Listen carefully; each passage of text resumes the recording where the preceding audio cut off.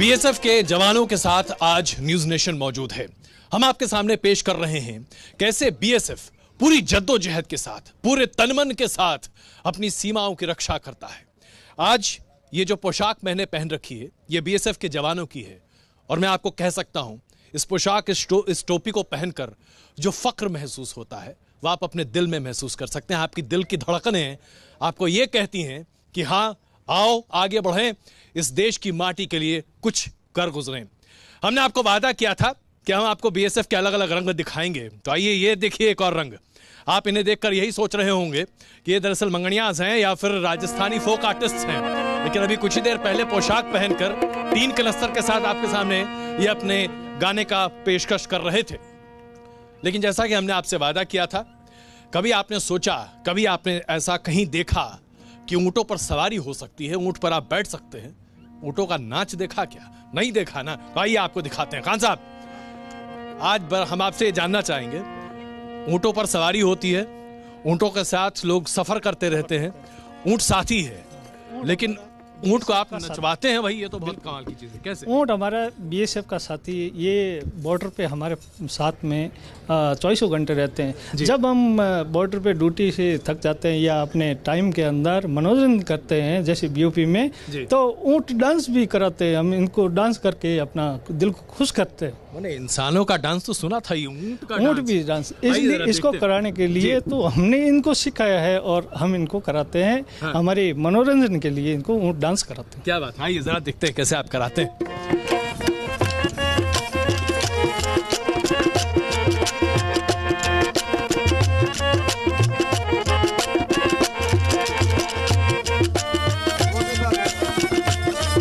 तो ये देखिए, तैयारियां पूरी हैं और अब शुरू हुआ वो नृत्य जो अभी तक आपने नहीं देखा होगा। छुरियां चल जाए तेरी मतवाली चाल पे, छुरियां चल जाए मेरी मतवाली। क्या बात है, तालियां हो जाए भाई।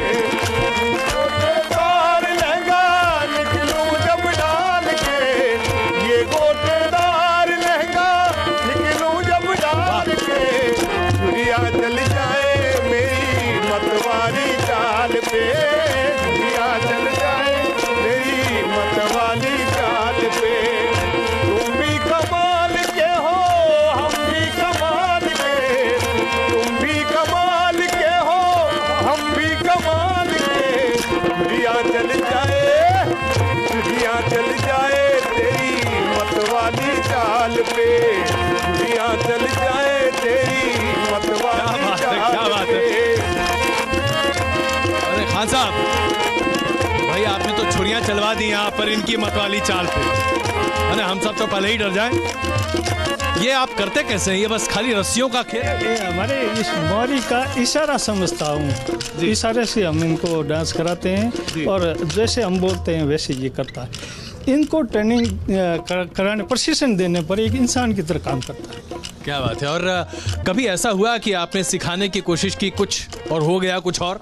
नहीं, हमने सिखाया जैसे ही ऊँट सीखता है। इसका दिमाग मोटा जरूर है पर सीखने में बहुत माहिर है। क्या बात। एक और सवाल, रेगिस्तान में बीएसएफ को जब अपने बॉर्डर्स की निगरानी करनी होती है, आप ऊँटों की सवारी करते हैं, ऊँटों पर ही चलते हैं, कैसे ये आपकी मदद करते हैं? कैसे ये आपकी ड्यूटी में आपके सहभागी बनते हैं? ये जैसे इसको हम समझाते हैं, पेट्रोलिंग करते हैं, ओपी जाते हैं या ड्यूटी जाते हैं या किसी का पीछा करते हैं, तो ये हमारा साथी है। और जिस खुरे या पैरों का पीछा करते हैं, वैसे ये भी समझते हैं कि हमारे को इस दिशा में जाना। क्या बात है। अच्छा, इनकी कोई अपनी भाषा या अलग तरह की आवाज़ निकालते हैं, क्या है ये? ये तो ऊँट जानवर है, अपने जानवर तो तरह तरह की आवाज़ निकालते रहते हैं, वैसे ऊँट की एक अलग तरह की आवाज़। अच्छा, निकलवा सकते हैं क्या? नहीं, अभी ये नहीं निकालेगा, जैसे इसको ये तो खुश होकर ही सब कुछ नहीं करा सकते। जी जी बिल्कुल सर, बहुत बहुत धन्यवाद। और वाकई में कमाल है, मतलब आप ये जो कमाल कर रहे हैं। और हम आपसे जानना चाहते हैं, आप बीन लेकर यहाँ मौजूद हैं, तो क्या सांप आप भी आप नचवा लेते हैं साथ में? सांप तो नहीं नचवाते ना? नहीं सर, सांप नहीं सर। जरा आपकी बीन सुन ली जाए, थोड़ा ये तो पता चलेगी क्या है।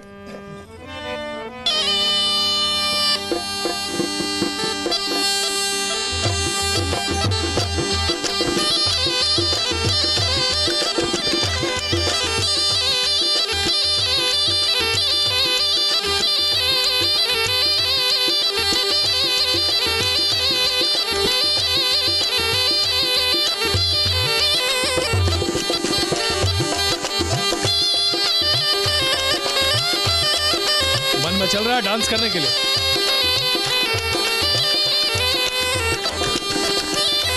आइए आइए, क्या बात, देखें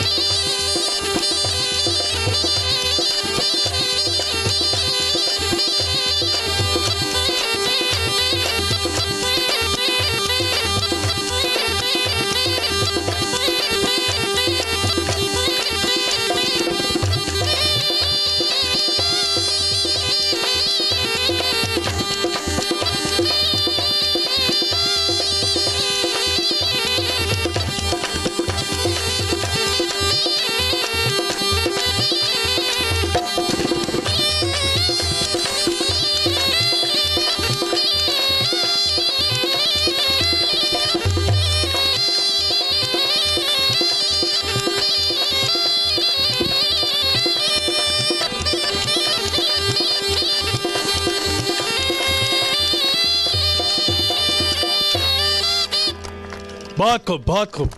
आइए जरा आप लोगों से अब जरा आपकी लाइन ऑफ ड्यूटी के बारे में बात कर लें। सिंह साहब, मैं आपसे जानना चाहता हूँ, एक लंबा तजर्बा आपका ज़रूर रहा होगा, अपनी लाइन ऑफ ड्यूटी में आज तक कैसे कैसे तजर्बे आपके रहे हैं? क्या मुश्किल, क्या अच्छा, क्या बुरा? मुश्किलें तो बहुत कुछ आती रहती है मौसम के लिहाज से। जैसे तो राजस्थान है तो उसके अंदर तूफान, मिट्टी वगैरह की आंधियाँ वगैरह चलती रहती है। बीओपी के अंदर एक दूसरा देखने में बॉर्डर की तरफ काफ़ी दिक्कतें आ जाती है उसमें जी। और जैसे श्रीनगर साइड में है तो उसके अंदर बर्फीला होने के कारण से वहाँ भी हो जाती है।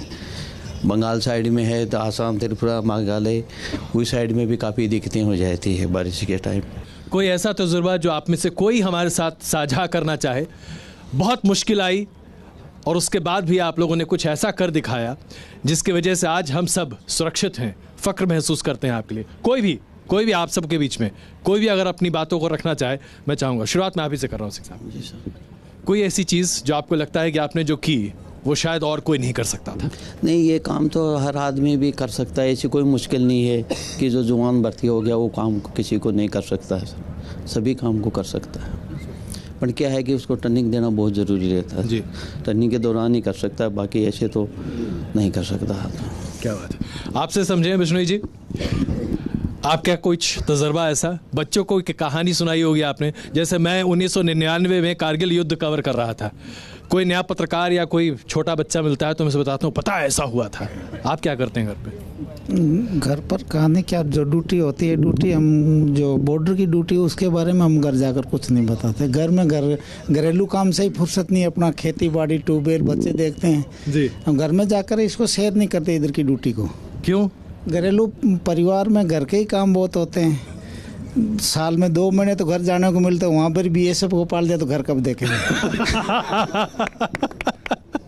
कुलदीप जी, मैं आपसे समझना चाहूँगा क्योंकि आज इन सबों का प्रतिनिधित्व एक तरह से आप ही कर रहे हैं, मुश्किलात कितनी हैं, उन मुश्किलों को निपटने का रास्ता कैसे आप लोग निकालते हैं? जैसे कि आपने अभी पूछा था कि ऐसा कोई वाकया बताएं जिसमें आपको लगा कि भाई बहुत मुश्किल है, तो मैं अपने खुद का एक अनुभव है, अपना एक्सपीरियंस है वो शेयर करना चाहूँगा कि 2010 में पहली बार बीएसएफ की कुछ बटालियंस को ईयर मार्क किया था नक्सलवाद के खिलाफ जी अभियान के तहत। तो जब ये इनिशियल पीरियड था तो सबसे पहले तो कई लोगों के मन में बड़ी डर की भावना पैदा हो गई। भाई नक्सलवाद उस समय तक बड़ा उग्र रूप ले चुका था और इवन अपने जो प्रधानमंत्री थे श्री मनमोहन सिंह, उन्होंने कहा था कि भाई आज की अगर आंतरिक सुरक्षा में सबसे बड़ी अगर खतरा देखा जाए तो वो नक्सलवाद है। तो इस अवधि के दौरान मतलब ईयर मार्क करने के बाद कई लोगों के मन में भय पैदा हुआ। तो हमने जब ये हुआ तो जो मेरी टुकड़ी थी, मेरी कंपनी थी, उसको मैंने मोटिवेट किया भाई इस चीज़ के, भाई देखो अगर आपकी जितनी सांसें लिखी हुई है वो कोई कम नहीं कर सकता है। आप अगर सिविल में रहते हो तो वहाँ भी मौत का खतरा रहता है, लेकिन आप अगर इसको ये बात चल के जो मेरी जितने सांसें लिखी वो कम नहीं हो सकती, तो आपका जो भय है वो ख़त्म हो जाएगा। दूसरा, हम इतने ट्रेंड हैं कि कुछ ही दिनों के अंदर या कुछ ही महीनों के अंदर हम सारी परिस्थितियाँ समझ जाएंगे। हम डिप्लॉय होने के बाद में तकरीबन 8-9 महीने में हमने वो पूरा इलाका छान मारा, मतलब जितने थे। तो उसके बाद में जो जवानों के मन में एक भय था वो भय निकल गया। उसके बाद में उसको वो एंजॉय करने लग गए थे।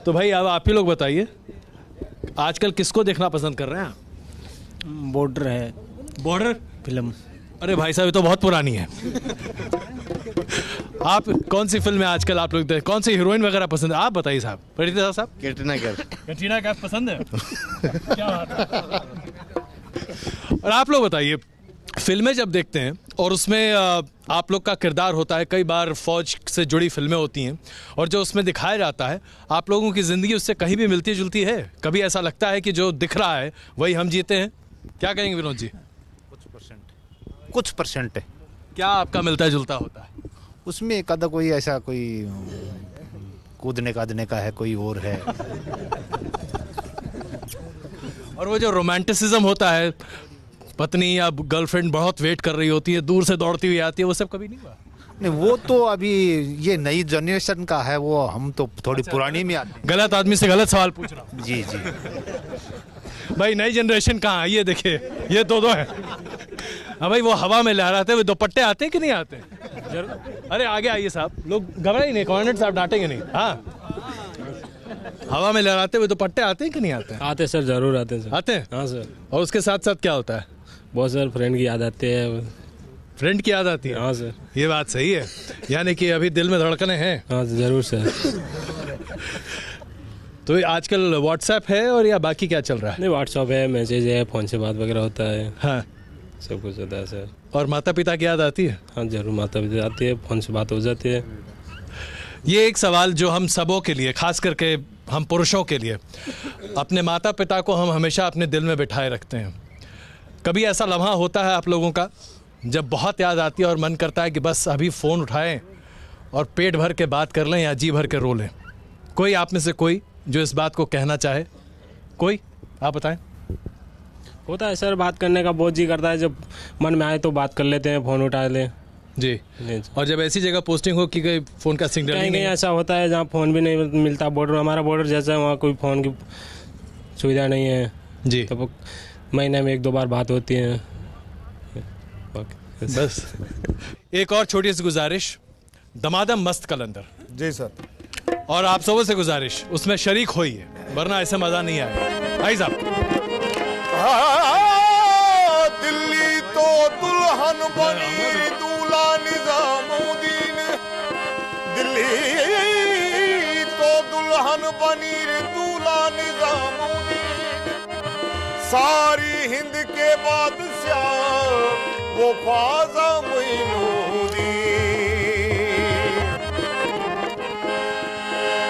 हो लाल मोरी पते रखे ओ भला झूलेलाल ने, ओ लाल मेरी पते रखे ओ भला झूलेलाल ने, सिंधड़ी दा सेवण दा अली शहबाज कलंदर, दमादम मस्त कलंदर, अली दम दम दे अंदर, नबी दा पहला नंबर, सुफिया शाह कलंदर, लाल मेरी ओ लाल मेरी पते रखे ओ भला झूलेलाल ने, लाल मेरी पते रखे ओ भला झूलेलाल ने, सिंधड़ी दा सेवण दा अली शहबाज कलंदर, दमादम मस्त कलंदर, अली दम दम दे अंदर, नबी दा पहला नंबर, दमादम मस्त कलंदर। हो लाल मेरी ओ लाल मेरी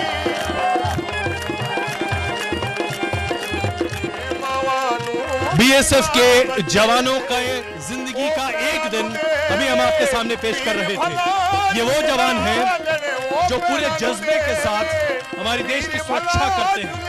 ये वो जवान हैं जो पूरे हिम्मत के साथ हमारे देश के लिए जुटे रहते हैं। इनकी जिंदगी मुश्किलों से भरी है, लेकिन जब आप इनके बीच आते हैं तो ऐसा लगता है कि हल्के फुल्के क्षण आपको आपके साथ ले आगे बढ़ सकते हैं। इन्हें अपने घर की परवाह नहीं, इनके अपने परिवार वालों की याद आए तब भी नहीं आती है, क्योंकि इन्हें अपने देश की रक्षा करनी है। इनके जज्बे को देखकर वाकई में मन करता है इन्हें करे सलाम।